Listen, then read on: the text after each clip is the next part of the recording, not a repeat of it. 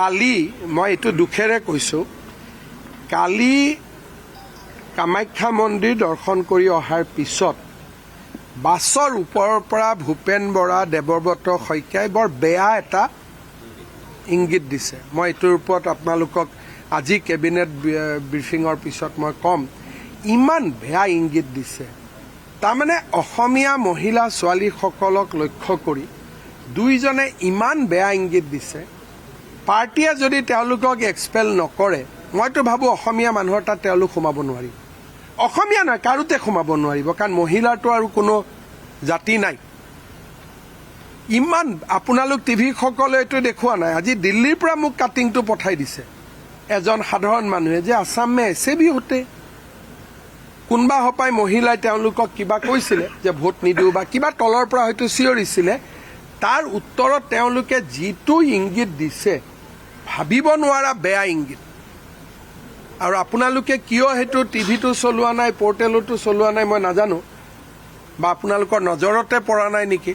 ইমান বেয়া বিভৎস ঘৃণনীয় ইংগিত দিছে, ভাবিব নোৱাৰি।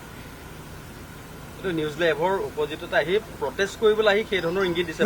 মহিলাগৰাকীকো বেয়াকৈ কৈছে, বেয়া ইংগিত। মহিলাগৰাকীয়ে কিবা কৈছে, আৰু যিটো ইংগিত, এইটো মানে মইতো কল্পনাও কৰিব নোৱাৰোঁ যে লিডাৰ অফ অপজিশ্যন, দলৰ প্ৰাক্তন সভাপতি এগৰাকী, তাৰ আকৌ ওপৰত মীৰা বৰঠাকুৰ বহি আছে, লগত আছে। ইমান বেয়া, মানে ইমান তলত গৈছে, ভাবিবই নোৱাৰি। ইমান বেয়া ইংগিত দিছে। আৰু আমাৰ টিভি বা পৰ্টেলেও সেইটো এডিট কৰি দিছে, সেইটো দেখুওৱা নাই আপোনালোকে, বা আপোনালোকৰ চকুতো নপৰিব পাৰে, মই দেখুওৱা নাই বুলি কোৱাটো ভুল।